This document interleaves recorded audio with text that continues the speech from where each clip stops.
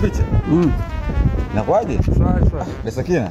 Niambie mdogo. Maraba, heshima ndio nini? Sema shikamoo. Shikamoo. Maraba, ujambo? Oya, mbona unatafutwa sana? Unatafutwa una tuntu gani tuntu? Nishamdhulumu. Hapo je nimekutana nje nimwambia upo kumbe upo ndani?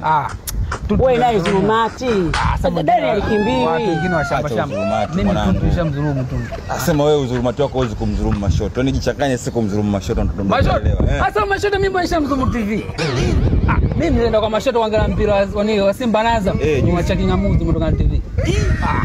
Wewe mimi kama mtu kumdhulumu mtu yoyote mimi yule ni akijichanganya mimi namdhulumu mtu aina yoyote. Hapo ni Sofi. Unamjua Fadi Mwarabu unajua nini Fadi Mwarabu? Mtu Masaki yule. Nimempiga Mazda yule. Mazda mpya. Hapo nenda polisi.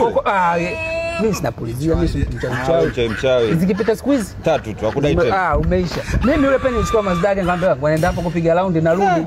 Ulirudiwa na baba yako mzazi. Saluti mwanangu. Niliondoka na kila kitu. Wewe mwanangu siku hizi Sakina baadaye. Mdogo wangu tupo. Na muonyesha kitu. Simu yako sinapiga unyazima.